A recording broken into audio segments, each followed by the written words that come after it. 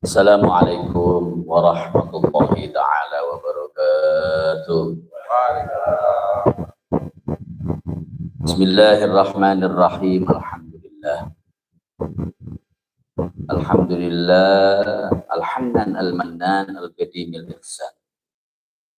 Wassalatu wassalamu ala sayyidina Muhammad khairil insan min bani adnan wa ala alihi wa sahbihi min yaumina hadha ila yaumil jam'i dan amma ba'd. Rekan-rekan daripada Polairut Kota Pasuruan yang kami cintai, kita awali acara pagi hari ini bersama-sama dengan bersolawat kepada Rasulullah sallallahu alaihi wasallam. Dengan harapan insyaallah salawat ini yang akan menjadikan kita sekalian segala urusannya diberi solusi oleh Allah Subhanahu wa taala. Diberi kemudahan oleh Allah Subhanahu wa taala. Insyaallah kita semuanya selalu diberi kesehatan oleh Allah Subhanahu wa taala. Dengan sehat kita bisa melaksanakan daripada apa yang menjadi tugas-tugas kita demi untuk negara daripada Indonesia. Amin ya rabbal alamin. Salatullah salamullah ala taha rasulillah. Salatullah salamullah ala yasin habibillah. Monggo sareng-sareng salat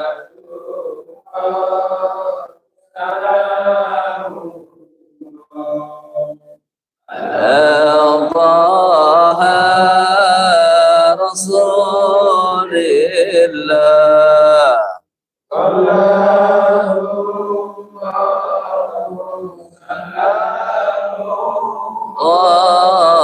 Ala yasin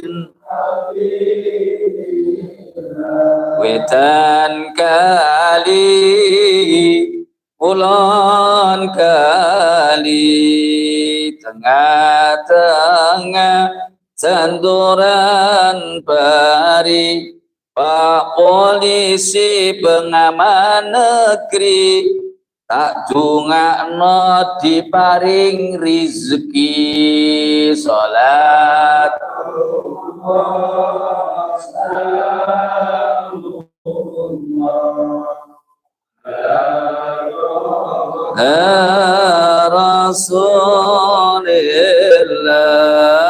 Salat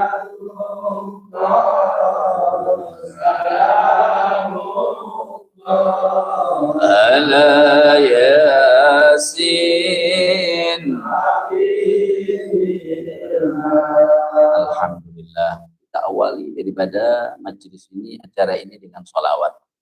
Rasulullah sallallahu alaihi wasallam pernah menjelaskan dalam satu hadisnya, ma min du'ain illa bainahu wa bainallahi hijab. Tidak ada daripada harapan-harapan kita sekalian yang kita sampaikan kepada Allah Subhanahu wa taala, permohonan-permohonan kita sekalian, angan-angan kita sekalian yang kita ajukan kepada Allah, itu semuanya nggak bisa sampai kepada Allah, terhalang untuk sampai kepada Allah, kecuali permohonan tersebut, kecuali permintaan tersebut, kecuali angan-angan tersebut diawali dengan sholawat kepada Rasulullah sallallahu alaihi wasallam. Maka angan-angan itu semuanya akan disampaikan oleh para malaikat kepada Allah Subhanahu wa taala. Karena itu para hadirin, harapan-harapan kita sekalian mudah-mudahan dijabai oleh Allah Subhanahu wa taala. Sebelum kami mengawali daripada ini pengajian, yang kami hormati daripada Bapak Kasat Polairut, Bapak Edi Suseno SH, dan mohon maaf nggak bisa menyampaikan atau menyebut daripada nama masing-masing, nggak mengurangi daripada rasa hormat kami kepada para hadirin sekalian dan juga kepada Satuan Polairut Kota Pasuruan yang kami hormati. Syukur alhamdulillah pada pagi menjelang siang ini kita sekalian diberikan panjang umur oleh Allah, kasih sehat walafiat oleh Allah, Mudah-mudahan kita selalu diberikan iman dan Islam oleh Allah Subhanahu wa taala. Amin Allahumma amin. Acara yang seperti ini memang perintah dari Allah. Bersyukur, selalu bersyukur kepada Allah, ini adalah merupakan perintah Allah dalam Al-Qur'an. Wa amma bi ni'mati rabbika fahaddits. Maka dengan nikmat-nikmat Allah yang telah kita terima, baik itu nikmat daripada materi ataupun nikmat daripada kesehatan, itu patut bagi kita sekalian untuk mensyukuri. Fahaddits. Kita syukuri dengan apa? Dengan bentuk daripada kebaikan. Kita ketahui para hadirin, Rasulullah sallallahu alaihi wasallam itu adalah orang yang ahli bersyukur. Ahli bersyukur setiap saat, setiap waktu. Malah beliau itu setiap hari Senin dan hari Kamis beliau berpuasa. Sehingga su'ilah Rasulullah sallallahu alaihi wasallam an syami yaumil Isnin. Ditanya itu Rasulullah sallallahu alaihi wasallam tentang puasa hari Senin yang dilakukan oleh Rasulullah. Ternyata dijawab oleh Rasulullah, fihi wulidtu. Di hari Senin itu aku diciptakan oleh Allah, dilahirkan oleh Allah. Karena itu aku bersyukur kepada Allah dengan satu bentuk amal ibadah, yaitu puasa. Bagaimana di tahun ini, di bulan ini, sebetulnya tanggal 1 Desember hari ulang tahunnya, tapi karena ada acara-acara sehingga tertunda sampai hari ini. Tapi ini tidak luput daripada mengikuti daripada ajaran Rasulullah sallallahu alaihi wasallam. Mudah-mudahan All Airut ini selalu diberi keberkahan oleh Allah Subhanahu wa taala. Semua perjuangannya akan diberi kemudahan oleh Allah Subhanahu wa taala. Amin Allahumma. Cara bersyukur kepada Allah itu ada dua, Bro. Ada bersyukur dengan ucapan, yaitu tidak henti-hentinya kita melakukan daripada bacaan alhamdulillah. Cuman itu belum syukur yang hakiki. Itu belum bentuk tasyakur kita kepada Allah Subhanahu wa taala yang hakiki. Karena para hadirin, dikatakan oleh Rasulullah sallallahu alaihi wasallam, alhamdulillah qaidun nikmah. Kalimat alhamdulillah yang sering kita ucapkan di lisan kita itu merupakan ikatan daripada nikmat. Untuk mengikat daripada nikmat itu kita ucapkan daripada alhamdulillah. Dikasih kesehatan, jangan lupa alhamdulillah. Dikasih daripada materi harta, alhamdulillah. Dikasih istri yang salihah, alhamdulillah. Untuk apa para hadirin? Alhamdulillah, ikatan daripada nikmat. Diikat. Kita hidup di atas dunia ini yang pasti cari nikmat. Cari daripada kenikmatan. Bagaimana kenikmatan itu bisa langgeng pada kita? Dikasih uang supaya berkah. Diberi umur berkah. Dikasih daripada jabatan, insya Allah menjadi jabatan yang berkah. Diucapkan alhamdulillah. Tapi belum dikatakan syukur. Syukur yang hakiki yang bagaimana? Syukur yang sebenarnya itu apa? Menggunakan sorfun ni'ma ala ma aradallahu bih. Monggo kali nyantai. Sarfun nikmah, menggunakan daripada nikmat Allah untuk yang dikehendaki Allah. Dikasih nikmat untuk apa? Ibadah. Diberi tambahan harta untuk apa? Sedekah. Untuk dikasih daripada kenaikan jabatan untuk apa? Untuk berjuang, untuk negara. Segalanya untuk Allah, untuk yang dikehendaki Allah. Itulah Anda baru dikatakan syukur. Kalau selama kita dikasih sehat, tapi enggak untuk Allah, hanya ucapan alhamdulillah, Anda belum dikatakan orang yang bersyukur. Ketika Anda punya harta, tapi ceriki, bakhil, belum dikatakan orang yang bersyukur. Kenapa? Bukan untuk Allah Anda gunakan. Diberi jabatan, ternyata dibuat sesuatu hal yang enggak layak. Bukan untuk mencari daripada ridha Allah atau memperjuangkan kenegaraan. Anda belum dikatakan orang yang bersyukur kepada Allah Subhanahu wa ta'ala. Gambarannya gini para hadirin. Kalau Pak Edi ngasih saya sarung, insya Allah dikasih BHS. Dikasih sarung, kata Pak Edi, tolong Pak Yasin, saya kasih sarung untuk sholat ya. Untuk ibadah ya. Ternyata sama saya, tidak saya gunakan untuk sholat, untuk kemul-kemul, untuk naik perahu, nggak untuk sholat. Saya ucapkan alhamdulillah, terima kasih Pak Edi atas hadiahnya. Tapi nggak saya gunakan dengan sesuai Edi. Baru kalau saya gunakan dengan sesuai dengan apa yang dikehendaki oleh Pak Edi, baru ini yang dikatakan syukur yang hakiki. Karena itu, ayo kita introspeksi diri. Sudahkah kita menjadi orang yang bersyukur kepada Allah? Apakah belum? Masih kita ini hanya ucapan alhamdulillah, tapi belum sebenar-benarnya kita bersyukur kepada Allah Subhanahu wa Ta'ala.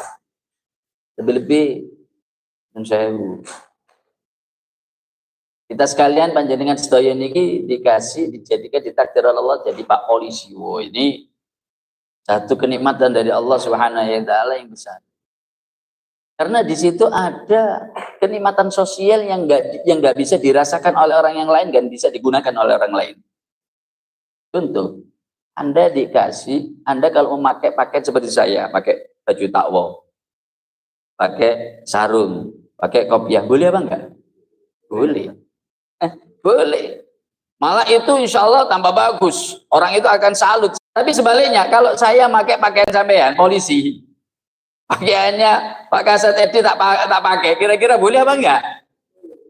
Boleh, ya saya itu pasti. Nah, inilah satu kenikmatan bagi kita. Karena itu, gunakan pakaian kenikmatan dari Allah Subhanahu wa Ta'ala ini, jabatan dari Allah Subhanahu wa Ta'ala ini, sebaik-baiknya apa yang dikehendaki oleh Allah Subhanahu wa Ta'ala. Jangan sampai nikmat yang agung ini, nikmat yang besar yang tidak dikasihkan dengan yang lainnya, kita gunakan untuk apa? Untuk menguntungkan daripada diri kita sendiri. Narjet sana, narjet sini, dekengi sana, dekengi sini. A'udzubillahi min dzalik. Kullukum ra'in wa kullukum mas'ul an ra'iyati.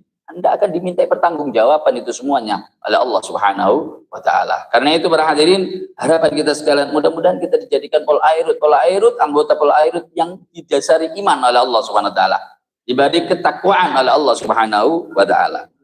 Dikatakan oleh Rasulullah sallallahu alaihi wasallam, al-mu'min baina arba. Seseorang itu ingin sempurna imannya, ingin tahu kesempurnaan daripada imannya, itu hendaknya 4 hal yang harus dia lewati. Yang pertama, idzabtuliya sabar.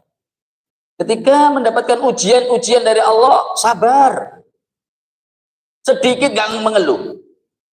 Ketahuilah para hadirin, hidup di atas dunia ini penuh dengan ujian. Kalau Anda nggak mau diuji oleh Allah Subhanahu wa Ta'ala, jangan hidup di atas dunia. Pasti kita akan mendapatkan ujian. Jangan kita, para nabi-nabi kekasih Allah, mereka diuji. Cuman dari ujian tersebut, dari permasalahan tersebut, itu menjadikan kita ini lebih mawas diri, lebih ingin belajar yang lainnya. Tanpa adanya permasalahan, nggak mungkin Anda ingin belajar yang lainnya. Kita menemukan daripada permasalahan ini, pasti kita akan belajar bagaimana mengatasi daripada permasalahan yang kita hadapi.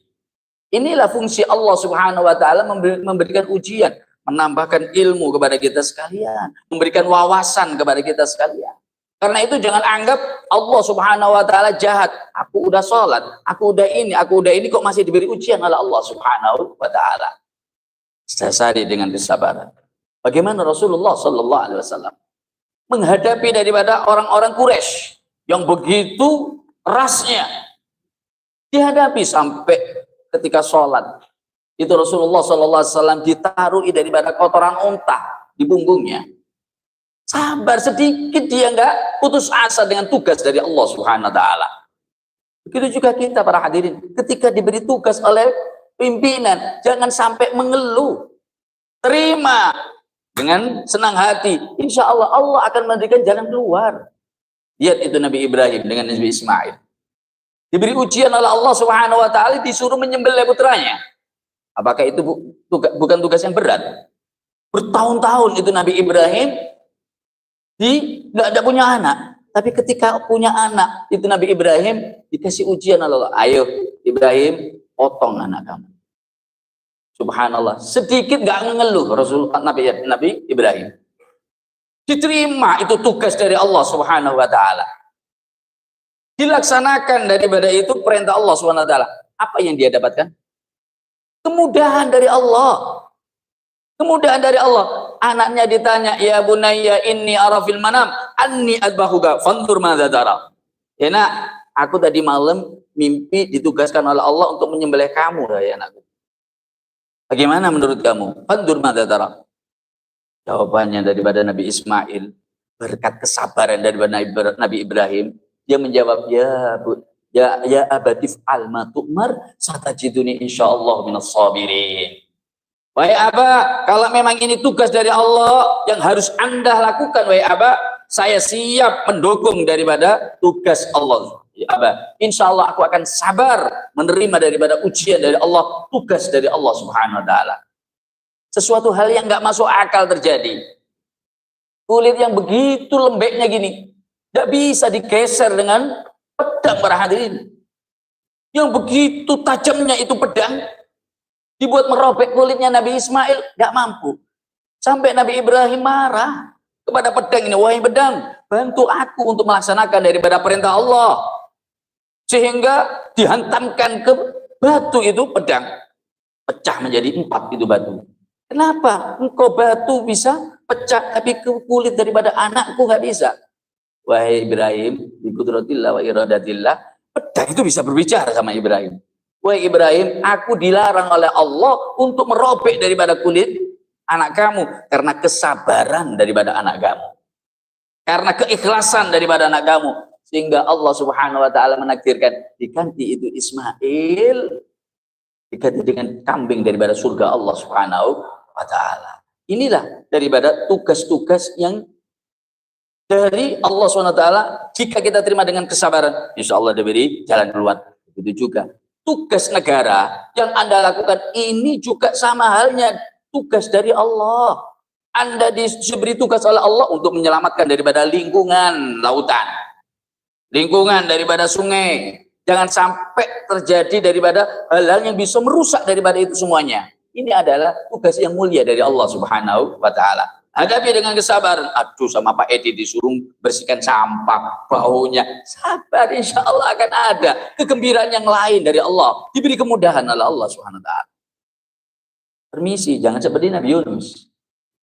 Ya, Nabi Yunus itu pernah, namanya Nabi ada khilaf.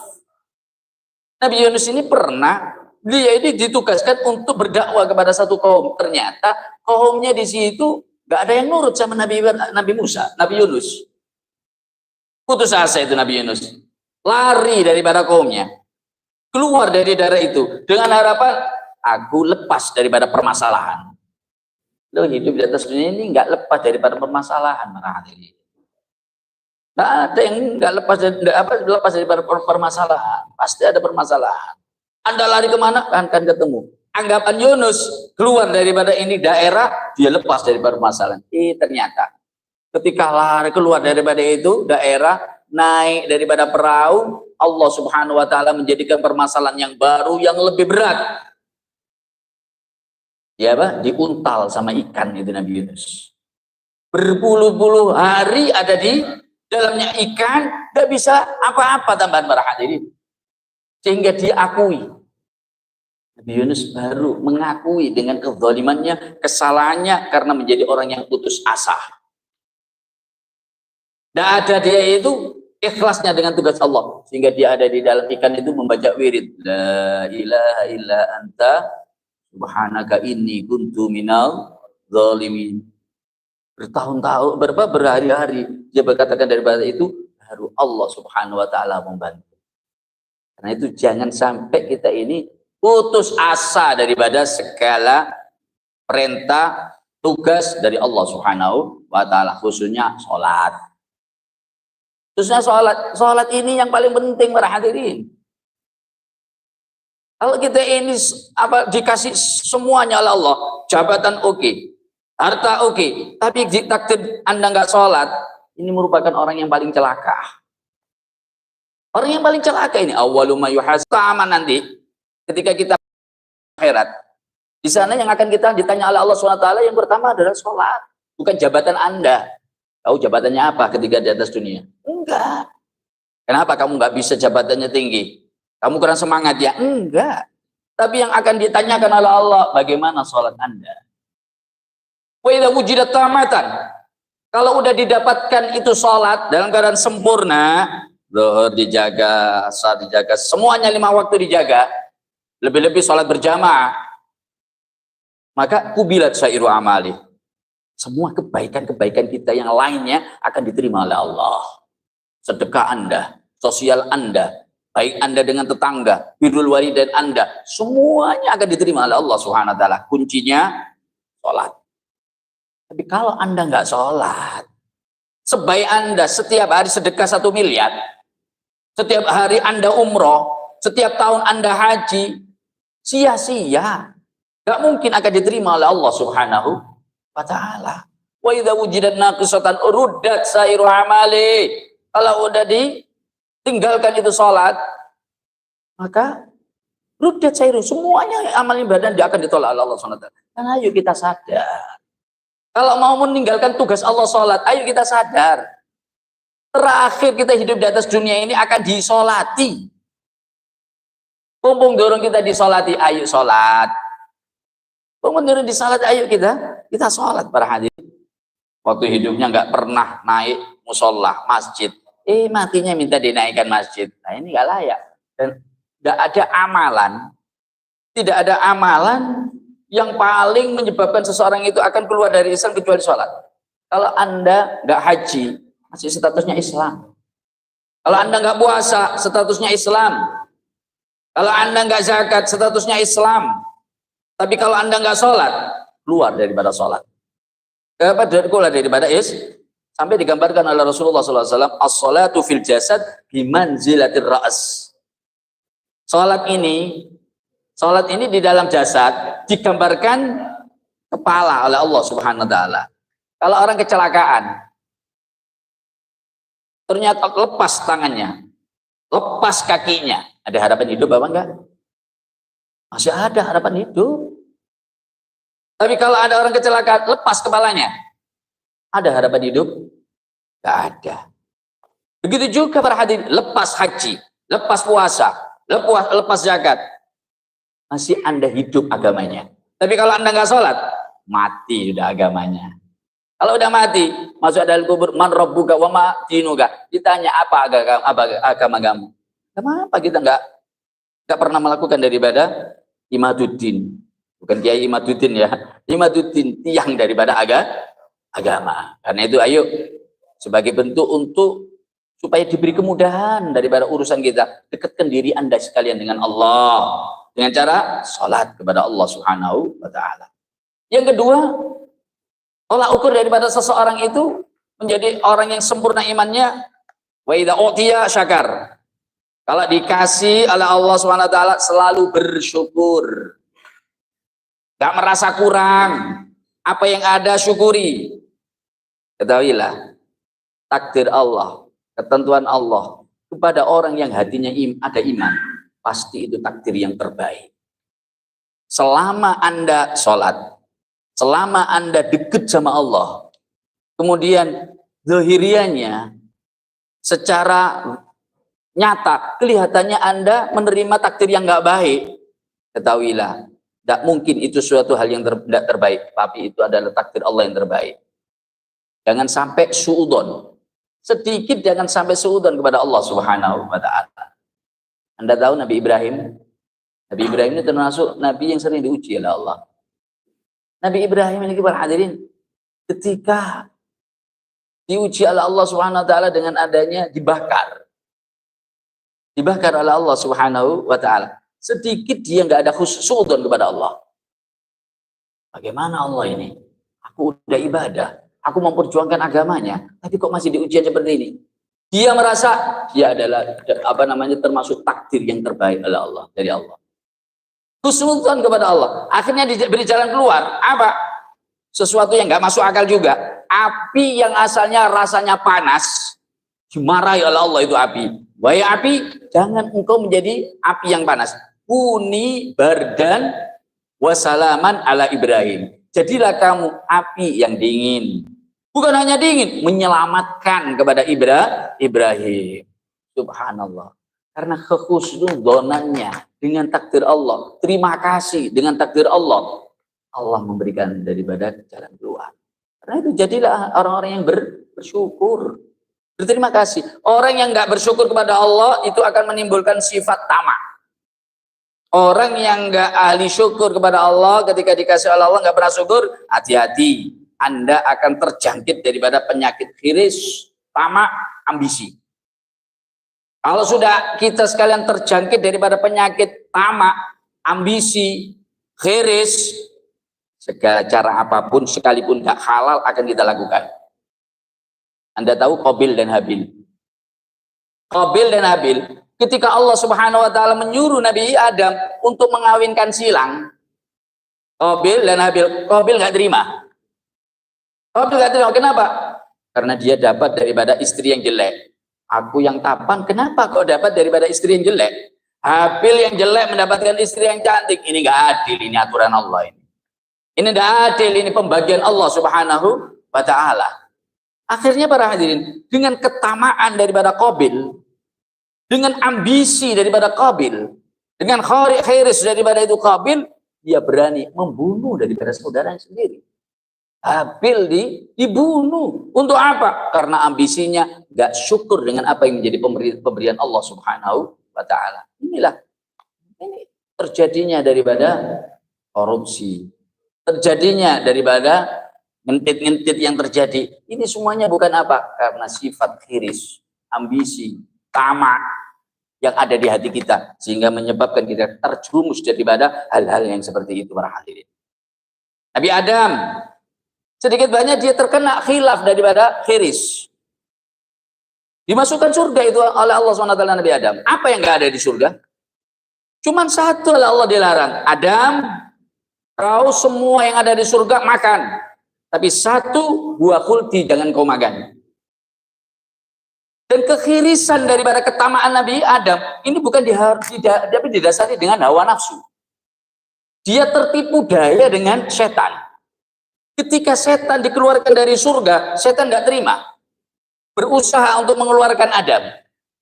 Akhirnya dia itu memanggil burung yang ada di, mengambil apa? Memanggil ular pertama. Memanggil daripada ular yang ada di surga. Waktu itu para hadirin, ular itu hewan yang terindah di surga. Bukan merak, bukan yang lainnya. Ular ini adalah hewan yang terindah di surga. Dipanggil oleh setan. Hei setan, apa ular? Aku ingin masuk ke diri kamu. Aku ingin masuk surga. Izinkan aku. Ular mau para hadirin. Ketika merak dipanggil nolak. Enggak, engkau adalah musuh Allah. Engkau dilaknat oleh Allah. Aku enggak mau. Aku mendapatkan daripada laknat Allah. Lari itu merak. Ular yang datang ke setan, Azazil, dan mau dimasuki oleh itu setan. Sampai masuk ke surga itu ular. Sampai ada di surga itu setan, keluar dari jasadnya ular, dia ngobong-ngobongi sama Siti Hawa. Siti Hawa, kau tahu kenapa sama Allah Subhanahu wa taala gak boleh makan buah khuldi? Karena Allah nggak kepingin kamu itu kekal di surga. Allah ada rencana akan mengeluarkan kamu daripada surga. Karena itu kalau kamu memakan daripada buah khuldi, khuldi itu kalau bahasa Arab artinya kekal memang. Kalau Anda lihat di Kamus Lughatul Arabiyyah bahasa Arab itu artinya kekal. Kalau kamu memakan daripada yang akan kekal, Allah nggak mengendaki itu. Karena itu kalau kamu ingin kekal ada di surga, makan itu buah khuldi. Ini bukan dari hawa nafsu para hadirin. Siapa yang nggak ingin masuk surga, menempati surga, menghuni surga selama-lamanya? Akhirnya sama Nabi Adam dimakan. Akhirnya dimakan. Subhanallah. Karena ketamaan dari Nabi Adam. Udah dilarang oleh Allah. Jangan loh Adam, yang lainnya makan. Semuanya sudah diserahkan. Kurang Nabi Adam. Dimakan itu buah khuldi. Apa akhirnya ujung-ujungnya para hadirin? Semua kenikmatan-kenikmatan Allah diambil oleh Allah. Diharamkan itu Adam untuk menempati surga, menikmati daripada surga, dikeluarkan itu Adam dari surga. Kenapa? Kurang bersyukurnya Adam dengan nikmat Allah. Kita sekalian juga gitu. Kalau kita sekarang ini nggak menerima, nggak bersyukur dengan pemberian Allah, rezeki Allah, Hati-hati. Kalau sampai kita ini melakukan hal-hal yang lain, Allah akan menarik kenikmatan semuanya yang telah kita terima. Kesehatan akan diangkat oleh Allah SWT. Harta Anda akan diangkat oleh Allah SWT. Kita akan tak berdaya para hadirin. Karena itu, keimanan kita ini wujudkan dalam bersyukur kepada Allah Subhanahu wa Ta'ala. Yang terakhir, kejujuran. Wa idza qala shadaq. Kalau berkata selalu jujur. Inilah kejujuran, ini adalah modal kesuksesan. Sekalipun kita ini punya modal yang banyak, tapi kalau nggak jujur, nggak mungkin Anda akan menjadi orang yang sukses. Tapi dengan kejujuran, sekalipun kita nggak punya modal, insya Allah akan memberikan kesuksesan. Lihat Nabi Muhammad SAW. Figur kita, standar kita, Nabi besar Muhammad SAW. Sampai beliau dijuluki Al-Amin, orang yang paling jujur. Bukan hanya kalangan Islam yang mengatakan Rasulullah Al-Amin, sampai orang-orang kafir mengatakan orang ini yang paling jujur. Dengan kejujuran daripada Rasulullah SAW, subhanallah, banyak daripada orang-orang Quraisy ini masuk kepada Islam. Bukan dengan motivasi agama, enggak. Tapi dengan kejujuran Rasulullah membuat orang-orang kafir, orang-orang Quraisy simpati dengan Rasulullah SAW. Sehingga siap mereka itu masuk daripada Islam. Karena itu kata Rasulullah SAW, dikatakan, Inna sidqa yajurru alal bir, wal birru yajurru ilal jannah. Kejujuran ini akan menarik kita sekalian untuk menuju kebaikan. Ketika kita udah baik, kita akan ditarik oleh Allah SWT untuk pinaret di surganya Allah Subhanahu wa Ta'ala. Orang yang dusta para hadirin, itu kesuksesan sementara. Kalaupun Anda diberi kesuksesan karena kedustaan Anda, kecurangan Anda, gak jujur Anda, itu sementara. Pasti di belakang itu Anda akan diberi malapetaka oleh Allah Subhanahu wa Ta'ala. Gak mungkin. Contoh-contoh udah banyak. Karena itu tanamkan. Itu sifat daripada para nabi, yaitu as-siddiq, jujur. Insyaallah dengan kejujuran menjaga daripada amanat yang diterima oleh seragam kita sebagai polisi untuk mengamankan daripada negara, mengayomi daripada masyarakat. Ayo wujudkan insyaallah pahala ibadah Anda lebih daripada ibadahnya ulama. Kalau Anda ini benar-benar para hadirin melakukan amanat dari Allah, jujur di dalam segala-galanya para hadirin, ibadah Anda, sholat zuhurnya Anda dengan sholat zuhurnya para ulama lebih besar Anda. Lebih besar Anda, kenapa? Dengan Anda melakukan tugas lebih, Anda melakukan tugas dari Allah Subhanahu wa Ta'ala. Karena itu mudah-mudahan sedikit ini menjadi motivasi bagi kita sekalian untuk menjadikan apa yang diharapkan tema tadi oleh Pak Edi, menjadikan kesuksesan menjadi Indonesia emas, dan kita juga menjadi emas di hadapan Allah Subhanahu wa Ta'ala. Amin Allahumma amin. Kurang lebihnya kami mohon maaf yang sebesar-besarnya. Wa akhiran, assalamualaikum warahmatullahi ta'ala wabarakatuh. Jadi kita tutup dengan doa majelis ini. Mudah-mudahan dengan doa ini Allah Subhanahu wa Ta'ala mengijabahi dengan apa yang semua daripada yang kita harapkan. Amin Allahumma. Al-Fatihah. Iyyaka na'budu wa iyyaka nasta'in. Bismillahirrahmanirrahim. Alhamdulillahirabbil alamin. Allahumma shalli wa sallim ala sayyidina Muhammad wa ala ali sayyidina Muhammad. Miftah babi rahmatillah, adada ma fi ilmillah, salatan salaman daimain bidawami mulkillah wa ala alihi wa sahbihi. Allahumma inna nas'aluka bihaqqil Fatihah al-mu'azzamah was sab'il mathani an taftaha lana bi kulli khair. أن تفضل علينا بكل خير وأن تعاملنا معاملتك لأهل الخير وأن تجعلنا من أهل الخير وأن تحفظنا في ديننا وأنفسنا وأموالنا وأهلنا وأصحابنا من كل مخنة وفتنة وبؤس والضير إنك ولي كل خير ومتفضل بكل خير ومؤتل لكل خير يا أرحم الراحمين يا أرحم الراحمين. اللهم اجعل سيئاتنا سيئات من أحببت ولا تجعل حسناتنا حسنات من أبغضت.